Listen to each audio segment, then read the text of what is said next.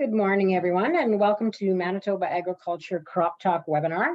If you have any questions during this presentation today, please type them into the Q&A icon on your Zoom toolbar, and we will get to them at the end of each presentation. This webinar is being recorded, and you will receive a link to the recording. Thank you. Thanks, Lori. I'd like to welcome everybody to the April 19th edition of Crop Talk. And I'm going to have to eat some words here. I said last week that if it was a nice week, we might be seeing some guys scratching around by the end of this week. And when I look outside this morning, I think we're going to be a little bit longer because a lot of the areas in the southwest here have gotten anywhere from an inch to 2 inches of snow over the last little while here. So definitely gonna put a pause on some of the seeding. It was funny, I was talking to a couple producers yesterday, and guys were putting their equipment in the shed so they'd have something to do over the next little while here. Seeing guys putting their air seeders in the shop so they can work on them while the storm is going through. So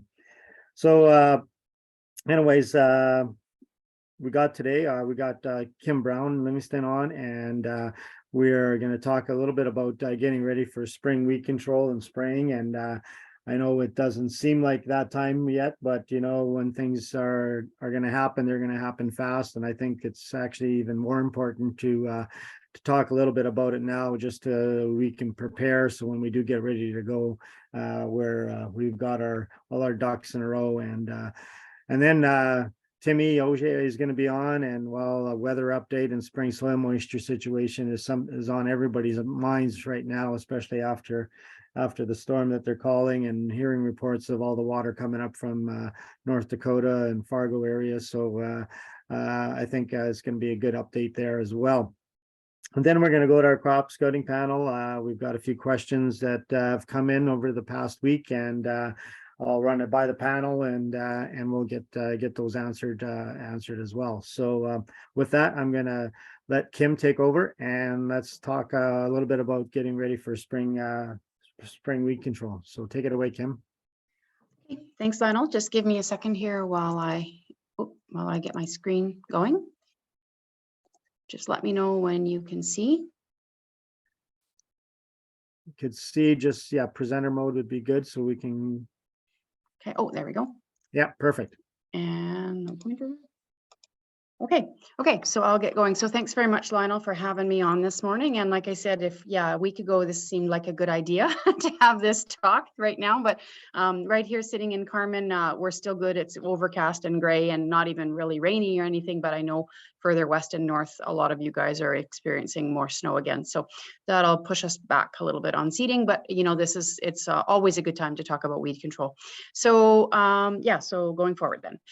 So I always, I'm going to talk about herbicide resistance, and the big reason is because we're talking about using some pre-products and not just using glyphosate alone. And so when talking about herbicide tolerance versus herbicide resistance, there are weeds out there that are harder to kill anyways. There's with certain products, they just don't work. Like Roundup doesn't work on absolutely everything, but herbicide tolerance is the inherent ability of a species to survive and reproduce after herbicide treatment. This implies there was no selection or genetic manipulation to make the plant tolerant. It's just naturally tolerant. And if we think of things like biennial wormwood comes to mind, that's just something that's hard to kill with some of the chemistries. It's not resistant, the chemistries just don't work. But unfortunately, and if you guys are following any of Charles Geddes' work on Twitter, we're seeing some pretty scary things happening with herbicide resistance. We are still, working on getting the results from our own herbicide resistance survey from our provincial-wide weed survey last summer. We haven't got those results in yet, but I fully expect those to be worse than the last time we did a weed survey in 2016. And there's been quite a bit of recent work with kochia and some of the group 14s, and a lot of resistance showing up there. But herbicide resistance then is the inherent ability of a plant to survive and reproduce following exposure of a dose of herbicide that would normally be lethal to the wild type. And in a plant, this can be naturally occurring, or it can be induced by techniques such as genetic engineering or selection of variants produced by tissue culture or mutagenesis. So, we know that our herbicides aren't going to work on every single weed all the time, but we are facing more and more and more herbicides not working because of herbicide resistance. So just keep that in mind, especially when you're picking products. We have to pick the right products to make sure we've got the right products that work on the right weeds, because again, not all products work on all weeds. So this was, the whole point of that previous slide is that glyphosate should never be sprayed alone. And there are numerous tank mix partners, depending on what you want, what crop you've got, what your in-crop choices are for herbicides and that type of thing. So we've got lots and lots and lots of options. There's more than there's ever been. And so again, when we are doing pre-burns, glyphosate should never be sprayed alone. There should always be something else in the spray tank with it.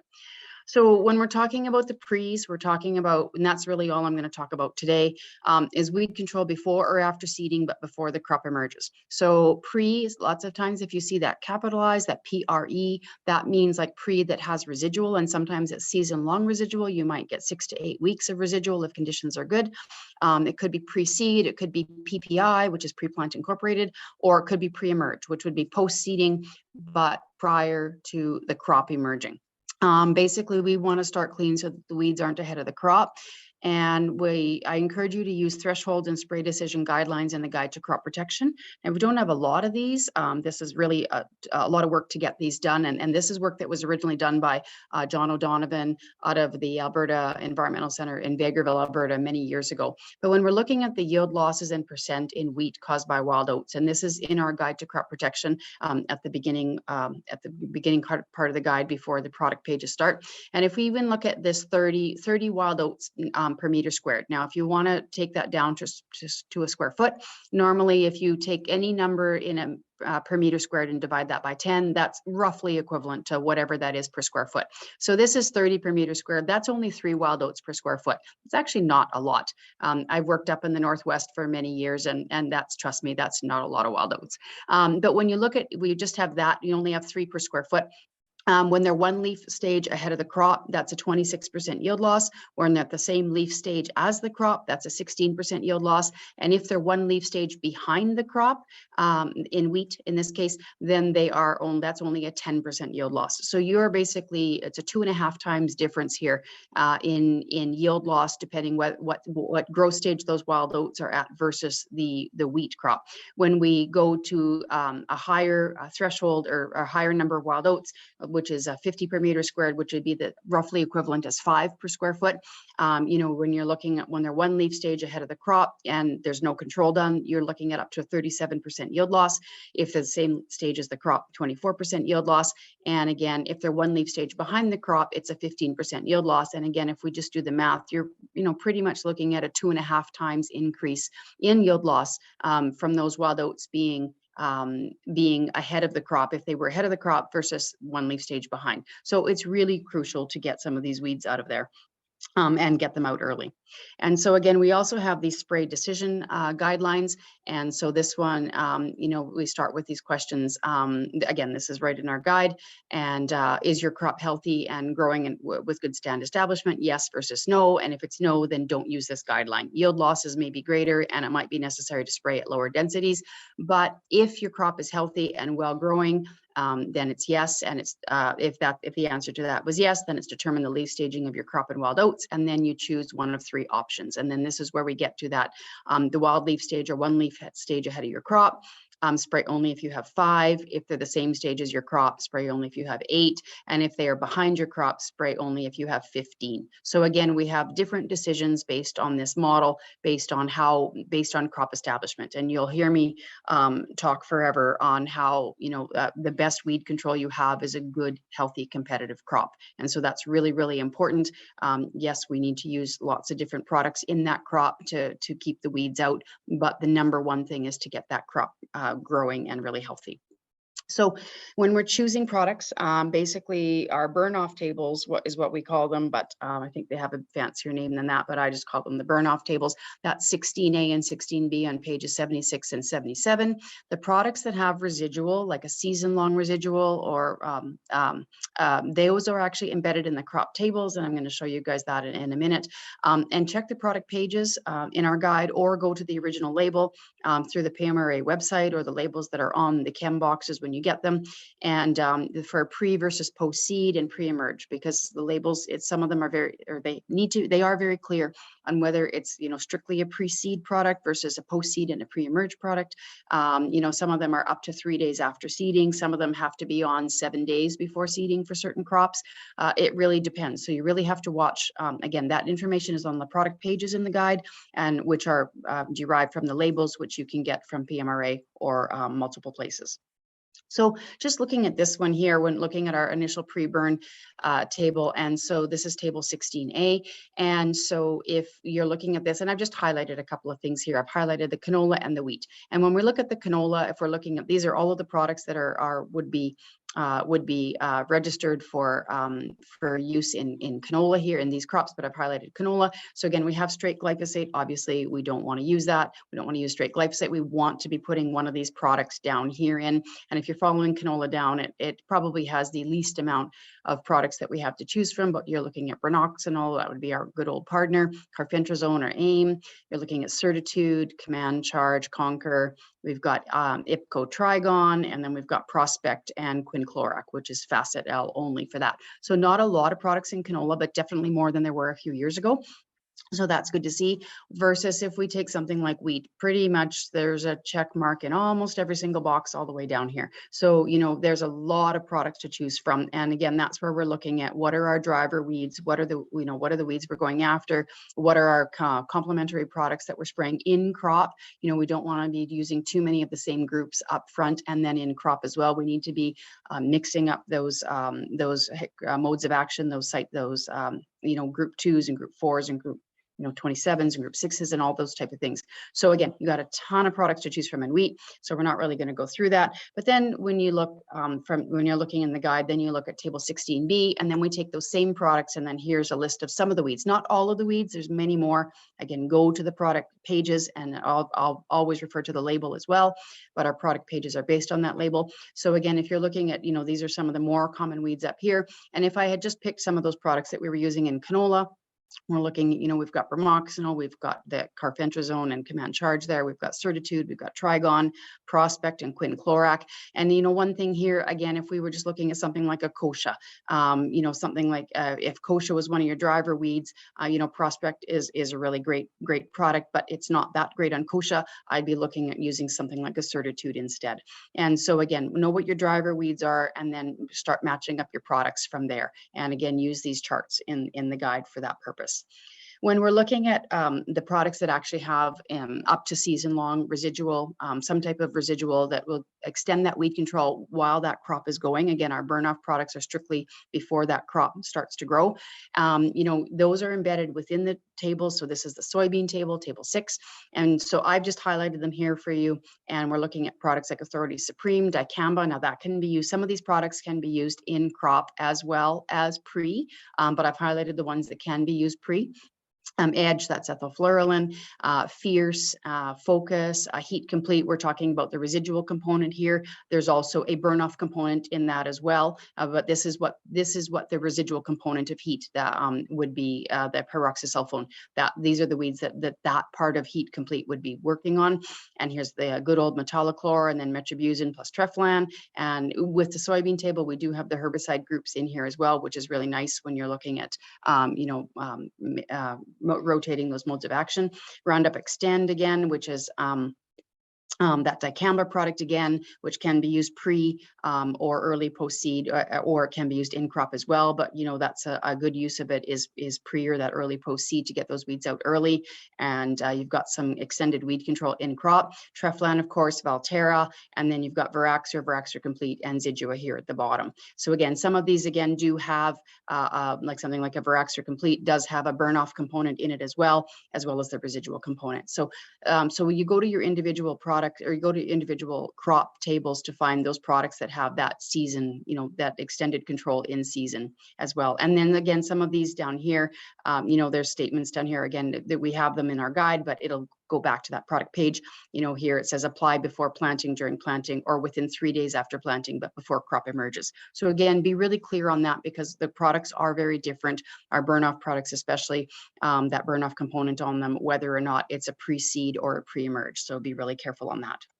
So when we're looking at temperatures, when we're talking about where right now, obviously it's very cold, but when we're talking about spraying, we'd like to be above 8 degrees for a minimum of 2 to 4 hours after application, and obviously warmer is better. Warmer and is better than that. As warmer would be better, but minimum 8 degrees.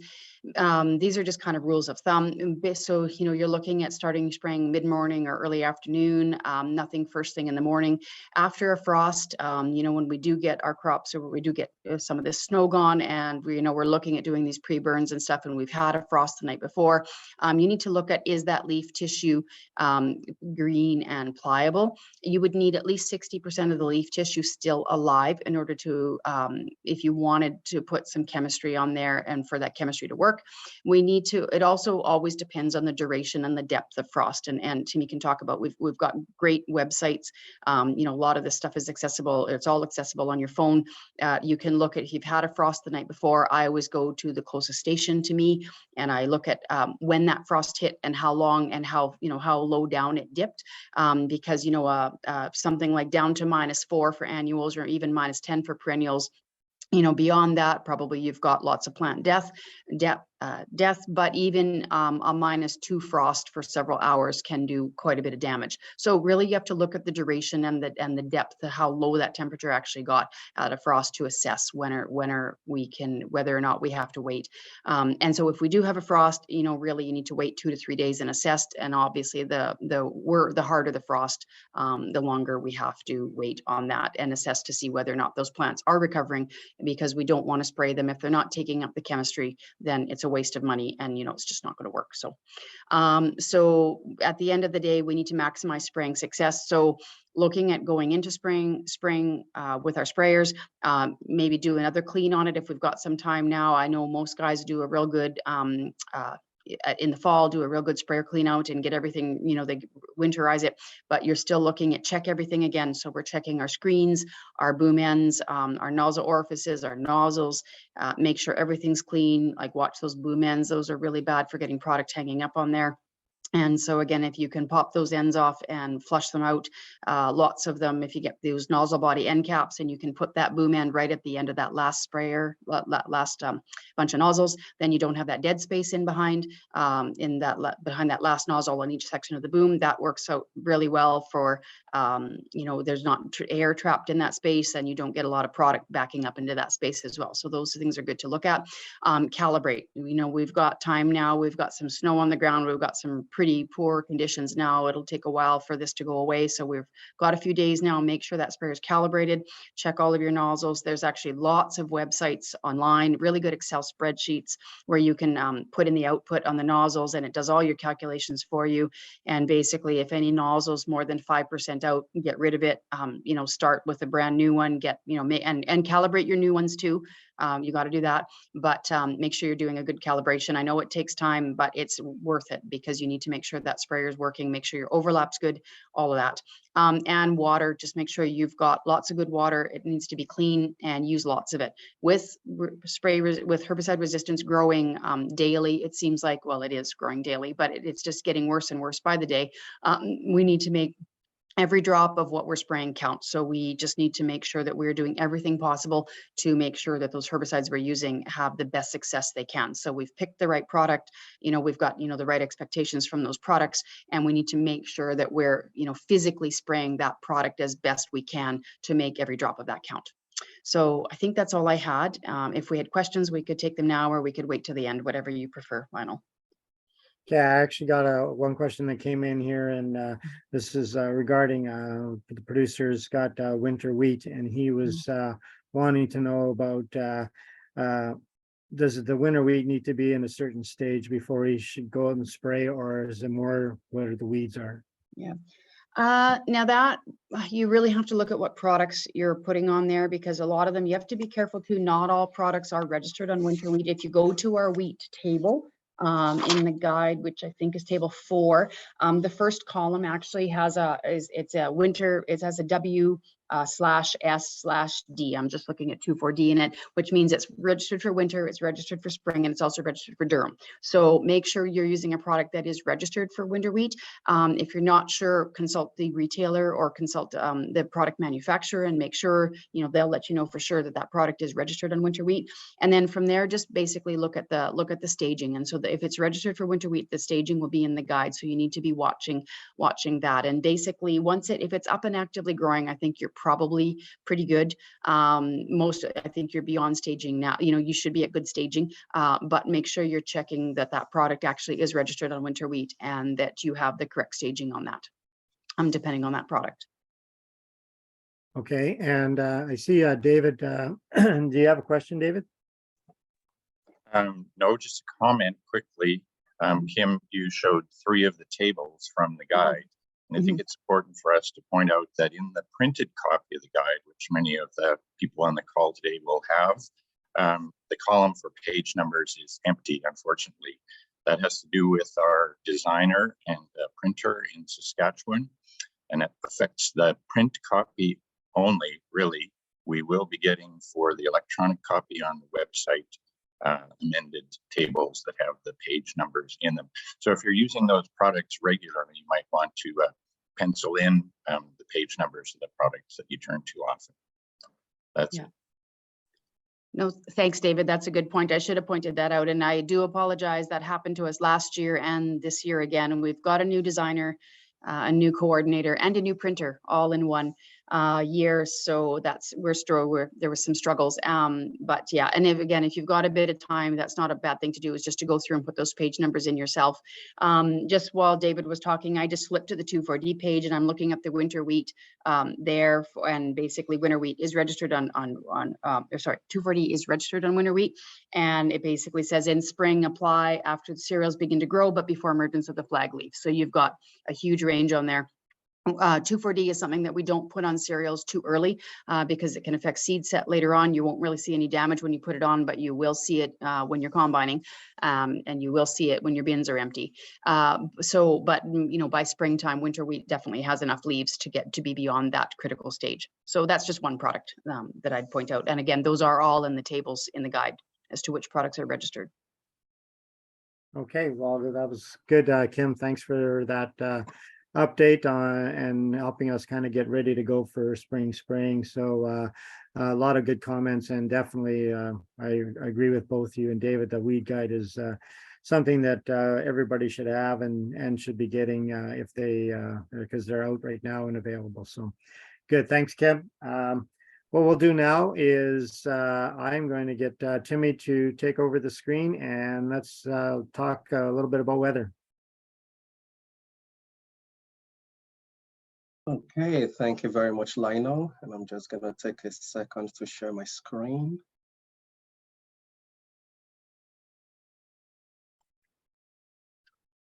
Okay, can you see it okay? You bet, Timmy. Great, thank you.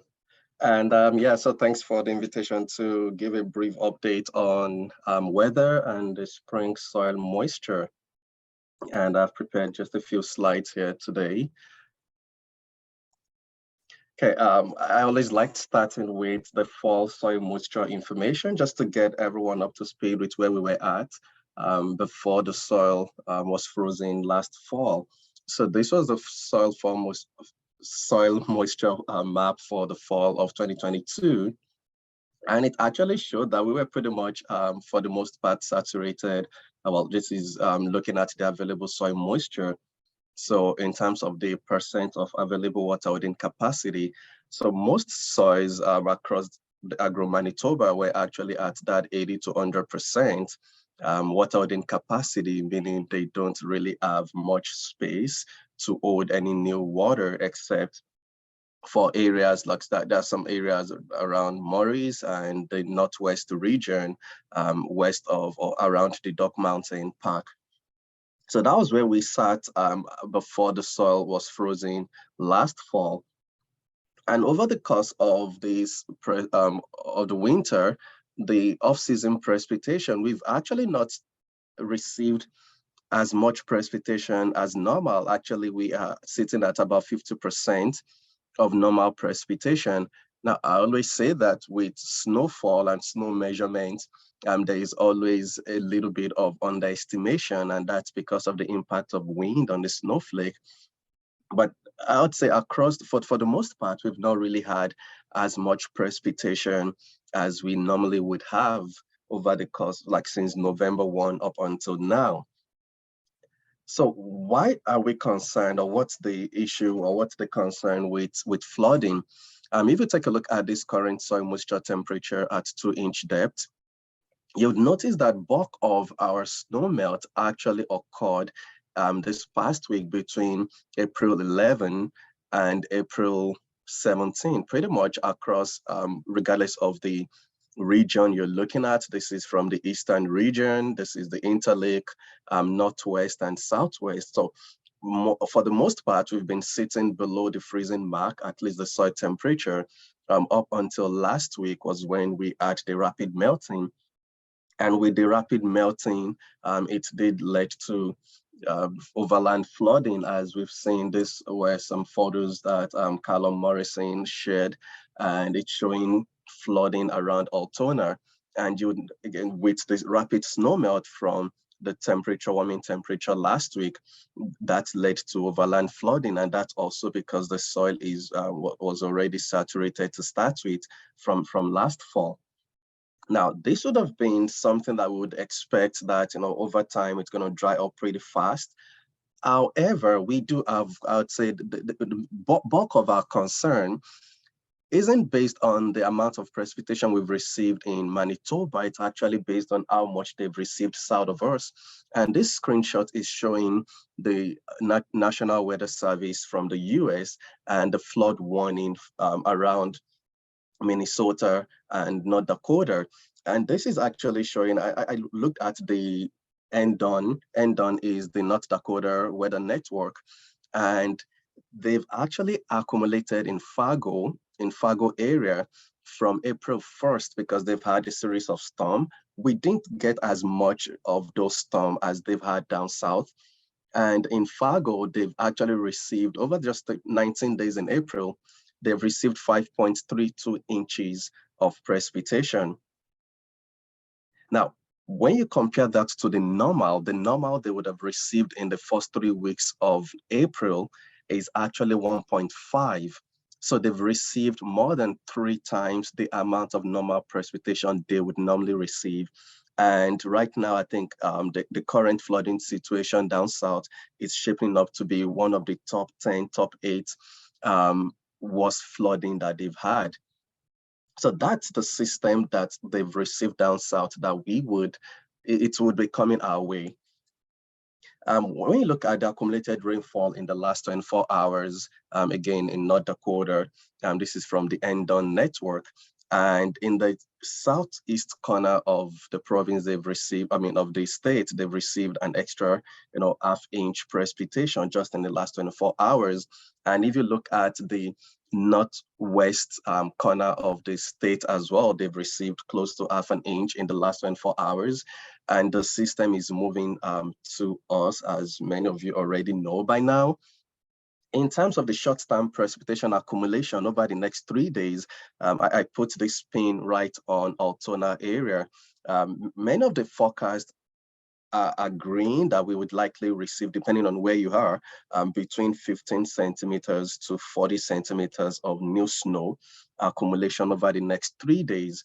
The bulk of it will be a mix of snow and rain in the southeast corner of the province, as well as areas around the Riding Mountain National Park, so Macquarie area, and then the southwest corner as well.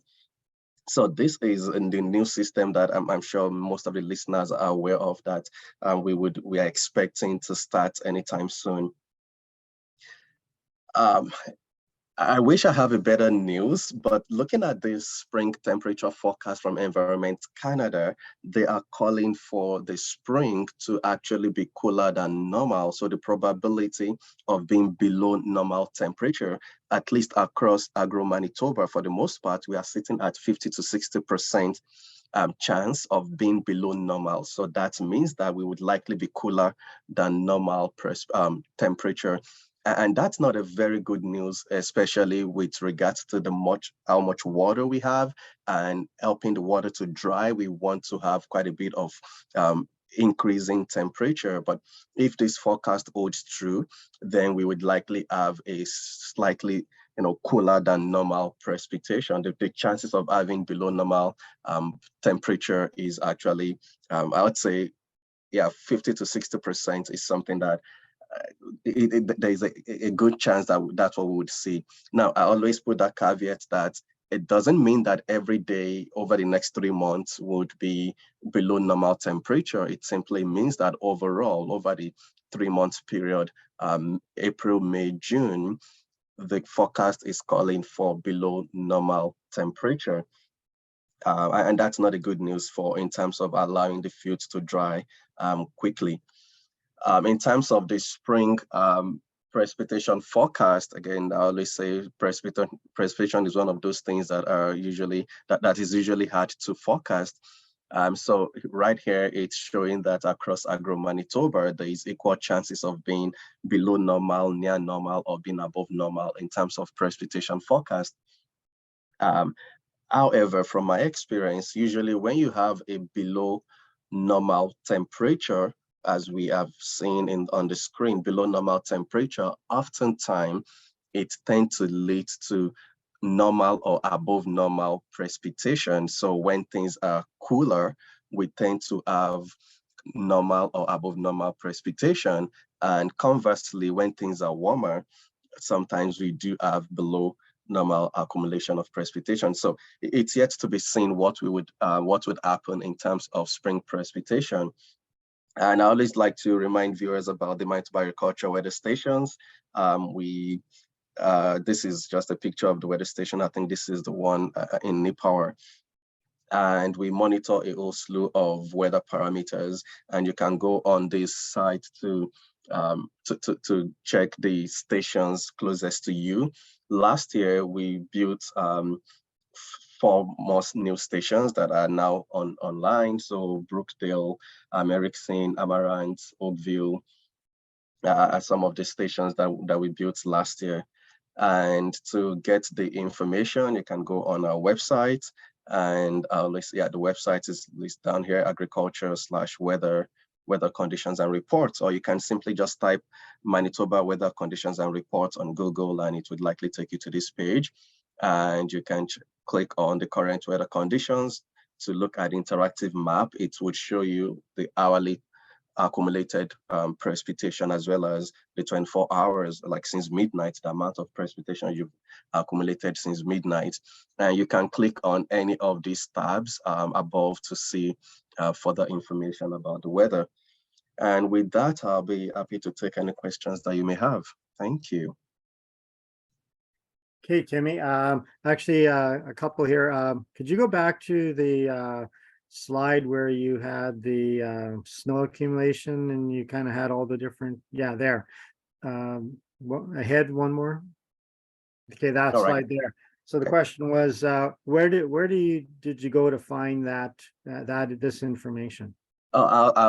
This information is from Windy, WINDY, windy.com. Yeah, I should put in my sources on this screen. Sorry, I kind of just put all this together quickly. But I get it from windy.com, and I really like it because it also shows you different models.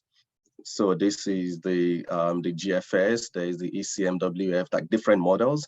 And most of these models have actually shown, like I said, we would have some level of accumulation.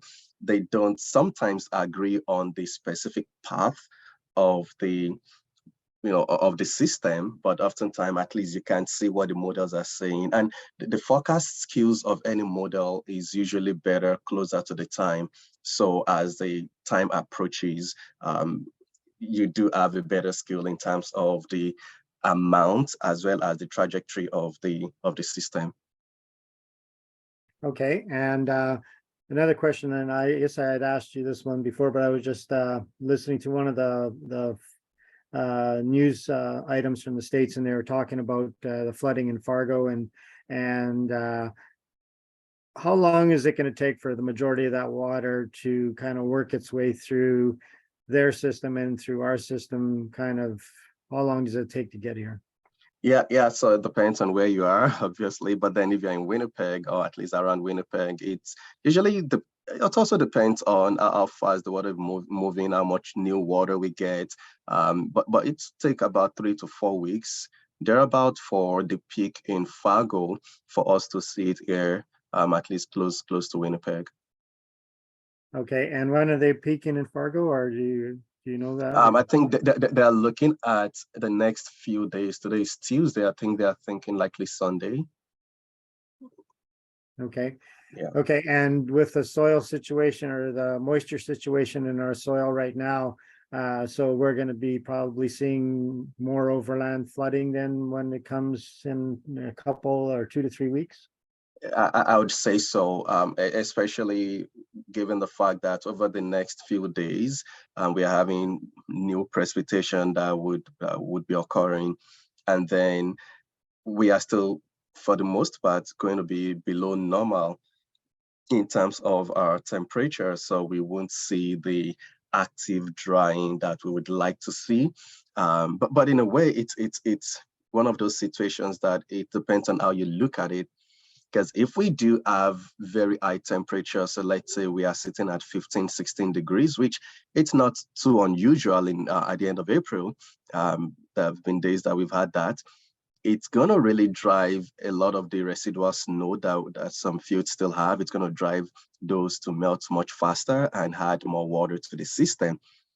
But then conversely, when you have that sluggish snow melt with temperature of around 4 or 5 degrees daytime high that we would be having over the next few days, or maybe even up to a week, it does really slows down that rate of evaporation that would help to drive the drying much faster. I would say, though, the good thing in a way is that it seems that we lately, at least over the last few years, we've actually had quite significant increase in the amount of wind in the spring. And that's something that I haven't noticed before until the last 2-3 years. So if that's were to be the case, I think we would likely also see the wind driving the drying a little bit faster than it would have been if we didn't have any wind turbulence. Okay, good. Thanks, Timmy. That was some good information regarding the weather, and I guess hopefully the model changes on temperature and we get a little bit warmer, and we had a cool spring last year and it seemed to drag seeding on for a while, so it'd be nice to get a little bit warmer spring this year. So but good information. Thanks, Timmy. Okay, go on.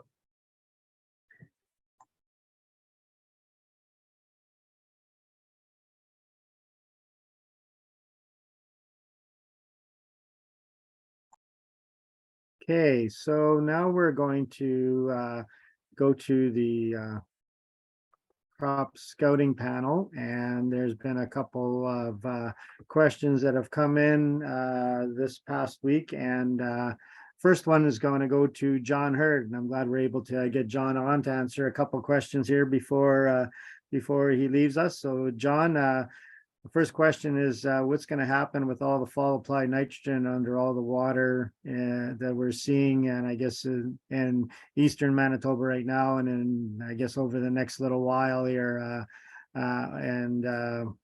John, if you're on, if you could start with that question.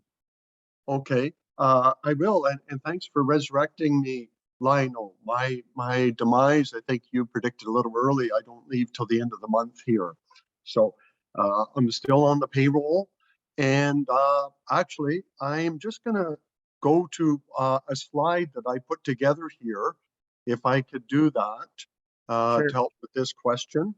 So John, and- you can just share your screen. It should be Okay. available on the toolbar there. Okay, I think, is it showing up there now?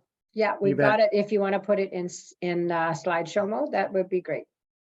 Okay, so I put this up here. So first I'll answer the question with some verbiage, and then for those that don't believe my words, the one that they can see them here, and that is that if nitrogen is banded in the fall under cold temperatures, and it continues to get cold, that nitrogen actually resides over winter in the ammonium form. So as NH4 stuck on the cation exchange complex. And it's not lost either to leaching or denitrification when it is in that form. It's only if it's converted to nitrate, NO3, that we start to lose it either by leaching or to denitrification. So I guess what I do now is compliment those farmers that if you band applied your urea or anhydrous ammonia late in the fall, it froze up shortly after that, you're not worried. But your neighbors that maybe were out early or were broadcasting urea instead, they've maybe still got some fretting to do, and will be facing the compromise when they do those activities. So just to show, what is the impact? Why is it so important to fall apply when temperatures are cold? And this is actually some research that was done by Don Flayton and company 20 years ago. And looking at, they band applied urea in the fall, and then they tracked, they did it at different times, but basically tracked how long does it take that banded urea to convert to nitrate. Again, nitrate is the form that we can lose to leaching or denitrification. And so let's ignore that middle column, but go to the one on the right and say, well, if I put my ammonia on when it's 10 degrees C, so sometimes after Thanksgiving, and if the soil stayed at 10, it would take 40 days for all of that to convert to nitrate. It doesn't stay at 10, it's in a downward trend then, so it tends to decline. But for every 5 degrees we go less, that length of time for conversion extends. So if we held off till later October, when temperatures are maybe 5 degrees C, it takes a long time for urea or anhydrous ammonia to convert to nitrate. And that's what I'm thinking right now with some of these calls I'm getting. First question from the farmer is, how'd you put on your nitrogen? Band or broadcast? Was it in a urea or ammonium form? And the third one was, and how late did you do it? How cold was it getting when you did that? Because you can see at 1 degree, the microbial activity essentially shuts right down, and it does. It shuts down over the winter, so it takes forever for that conversion to ever take place. So again, cold temperatures are a friend. Now I'm going to go to the next slide here, because people say, but it's springtime. Well, and I thank Timmy again for keeping these posted and up to date on our website. I just pulled these off 2 minutes ago. And Lionel, if we go to the bottom, this is from our website, Manitoba Agriculture soil temperatures. And in the Southwest, we can see here that there's a daytime fluctuation, but right now, all those temperatures are very low, about 1. Now, not getting these questions from your area, I'm getting these questions about flooded soils or very wet soils in eastern Manitoba, and that's the top graph there. And even there, soil temperature is still very cool. So if your fall nitrogen is still residing in the ammonium form, then it's not had enough heat yet to convert. So it's still safe, but as we get into May, it will convert fairly quickly. As soils start warming up, microbes get revved up and they'll convert that ammonium to nitrate. And it's actually with springtime wet or saturated conditions that we might see losses. But over winter, I think we're still looking good as long as good for our practices were employed. So Lionel, any other questions on that? Sorry for the chemistry lesson, but soil fertility is chemistry. You bet. Actually, yeah, we're going to go back to my screen here, John, and How about soil sampling? I've talked to a few people that were out doing some soil sampling already. With the temperatures this cool, or the soil temperatures this cool, does that have any effect on what we're going to see for soil sampling? No, actually probably a good time to sample. It'll be a better reflection of what standard or fall values will be. Historically, if we look at fall versus spring sampling, there sometimes is a slight, 5-pound increase in nitrogen going from fall to spring. Is pretty negligible when it gets into the calculating recommended rates, but just that's a long-term trend that we observe. Sampling right now, I tried to do some hand sampling myself yesterday and found the soil was still frozen on the top pretty good. And I was thinking to myself, this is an ideal time to be out applying my nitrogen on winter wheat or fall rye. So again, this morning window when soils are still frozen and will support your equipment, it's a great time to get nitrogen out on your winter cereals. But as far as soil sampling at this time, the soil is not deeply frozen. It's not deeply frozen with depth. So I think sampling is very prudent. If you haven't had a chance to get it done in the fall, now is a nice window to do that, because soon it'll be too mucky to get out there. Okay, and another question is all this overland flooding and all this water sitting on the land for a bit of time here. How does will that have any effect on our saline areas? Well, I'm not really the expert on that, but I have tagged along with the expert Marla on farm calls.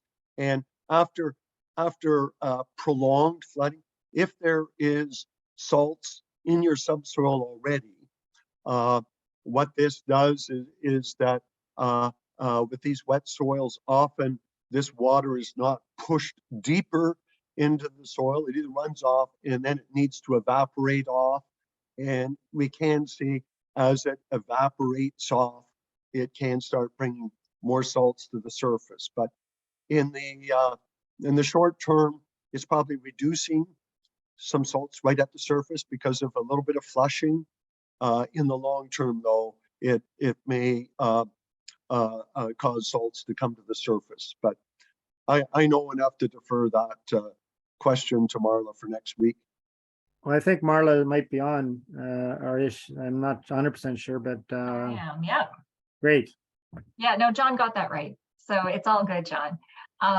Yeah, so as we will probably see a little bit of a reduction, just again, because they get kind of diluted at the surface, a little bit of washing out or flooding, like washing away or kind of moving of some of those salts. But ultimately, if we have kind of high moisture levels that end up driving up water tables, and that helps to kind of pull some of those up. So again, salinity is something that we see kind of go down after a wet period, but then come back up again as we move into dry period. So it's always fluctuating. It's always a problem. It never goes away.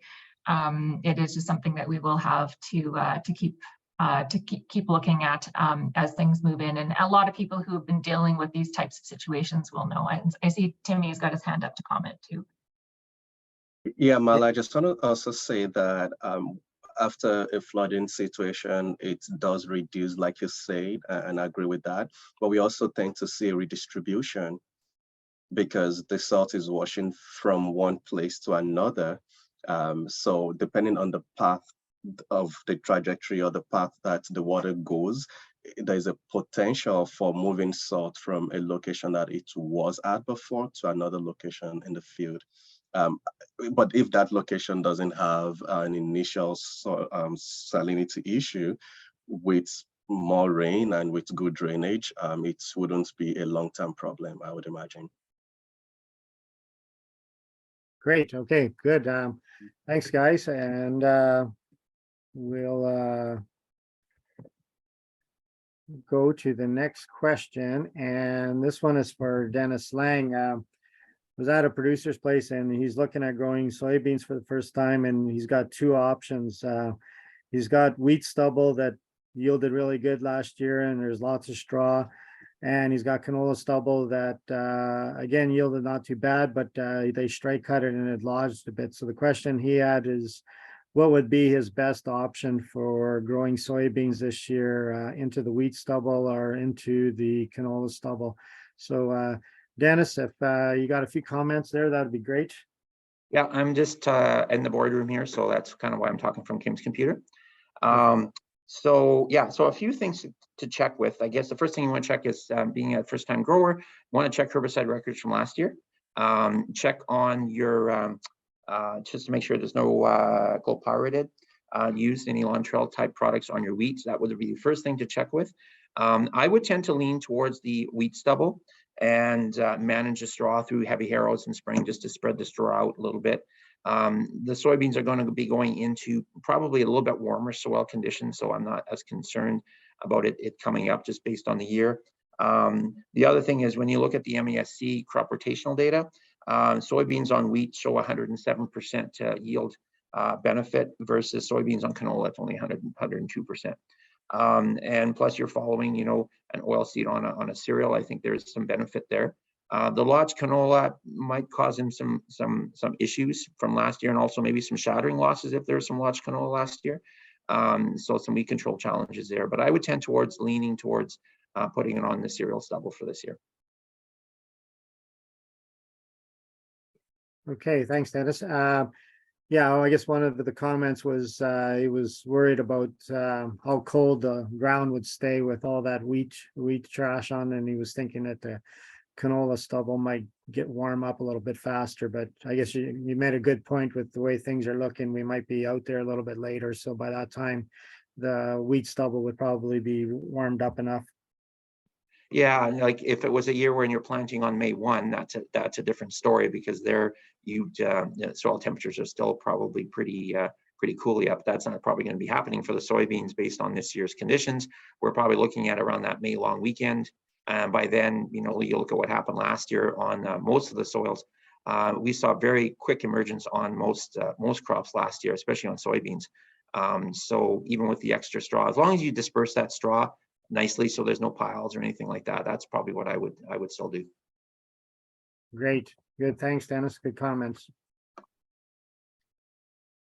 Okay, with that, I think we're going to go through a few slides here. I'm going to mention the Yield Manitoba book again, because I think it's a great book to grab, and they're available at your MASC service centers. Seed Manitoba books as well, grab one of those. The weed guide Kim and David talked about today, and I think it's an important tool to have. And now that we've got some time before we get out to the field, stop by your service centers and get a copy of them as well. They're getting bigger. They got lots of great information. If you're finding it difficult to get to a service center, contact one of your ag extension specialists and we'll get them in your hands. The environmental farm plan, keep mentioning it because it's something that we should be looking at getting, and because it's a good thing to do, as well as if a lot of the funding programs go through this process. There's our crop extension specialists. So there's our contact information. I'd like to thank Caleb for sending out those pictures of some of the water conditions in the Altona area. It's good to have that kind of information coming up. So again, there's our contact information. Livestock specialist. A lot of guys are calving right now, and so if you've got any issues or problems or wanting information on nutrition, get a hold of any of these people. They can definitely give you a hand. Our service centers, so that's where their locations are and their 1-800 numbers. So definitely get a hold of them for, as I mentioned, a lot of the literature is available through those offices. Our hay listing service is still on. There's a lot of people that are still looking at moving bales. So if you've got hay for sale, definitely get your information in there. And mine and Lori's information, if you've got questions or comments, ideas for future crop talks, definitely get a hold of us. And with that, join us next week, April 26th. And I'm not going to say it will be in the field, but I think we're going to be delayed a little bit. So thanks for joining us, and thanks to the presenters.